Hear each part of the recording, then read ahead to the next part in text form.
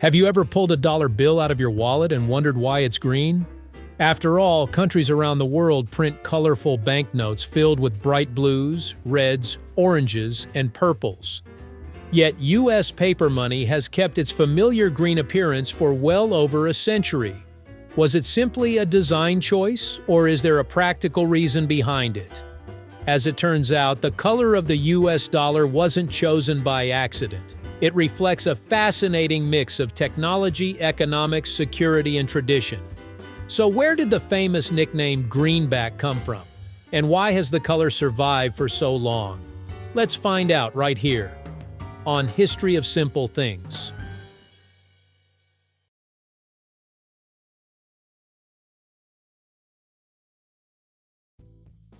Paper money has existed in different forms for centuries, but the United States didn't begin issuing a standardized national paper currency until the Civil War. Before then, many private banks printed their own banknotes, leading to thousands of different designs that were often confusing and easy to counterfeit. In 1861, the U.S. government began issuing paper money to help finance the Civil War. These early notes varied in appearance, but in 1862 a new series featured green ink on the back. People quickly began calling them greenbacks, a nickname that has survived ever since. Although the front designs evolved over the decades, the association between U.S. currency and the color green became firmly established. The biggest reason dollar bills became green was surprisingly practical. During the mid-1800s, green ink was one of the most durable and stable printing inks available. It resisted fading better than many other colors and held up well even after years of handling. Green pigments also proved relatively resistant to chemical changes caused by sunlight and moisture. Since paper money passes through countless hands, durability was an important consideration. Printing millions of notes only to have them fade quickly would have created unnecessary costs. Another advantage was that green ink was difficult to reproduce accurately using the printing technology available at the time. Photographic reproduction was still in its infancy, and counterfeiters struggled to duplicate the exact shade and intricate details printed in green. Counterfeiting has always been one of the biggest challenges facing governments that issue paper money. Every improvement in printing technology gave counterfeiters new opportunities, so the government constantly searched for ways to stay ahead.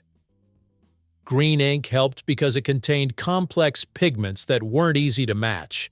More importantly, U.S. banknotes used detailed engraved artwork instead of simple printed images. Steel engraving creates extremely fine lines that ordinary printing presses couldn't copy convincingly. Today, modern U.S. currency includes many additional security features, including security threads, watermarks, color-shifting ink on higher denominations, microprinting, and tiny embedded fibers.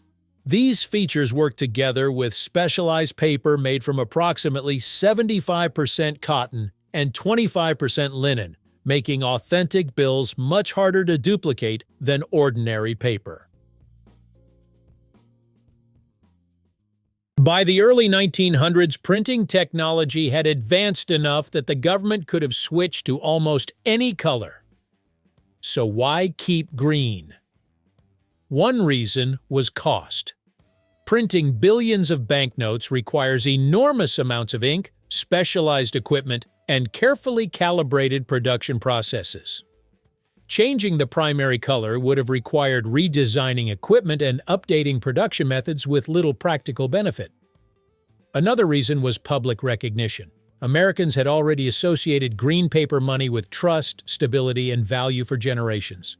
Businesses, banks, and consumers immediately recognized green currency.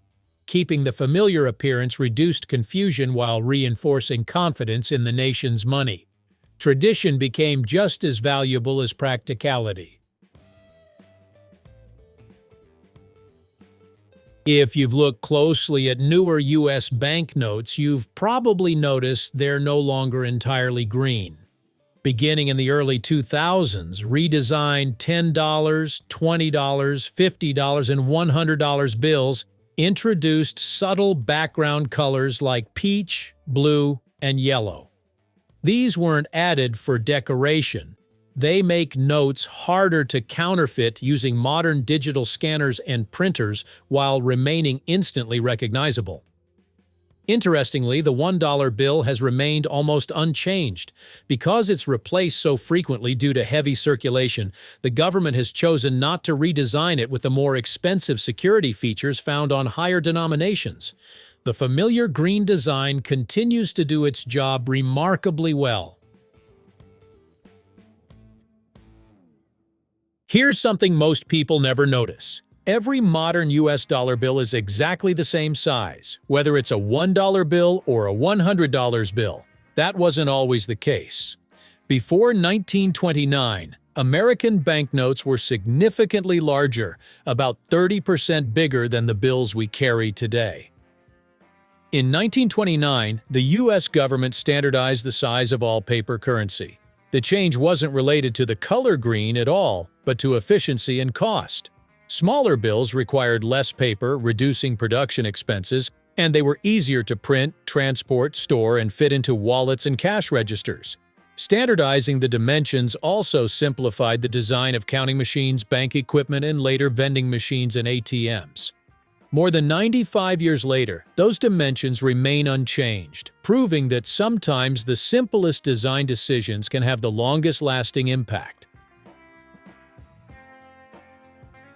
So why are dollar bills green? It wasn't because green symbolizes money, it was actually the other way around. The US chose green because the ink was durable, difficult to counterfeit, and readily available during the 19th century.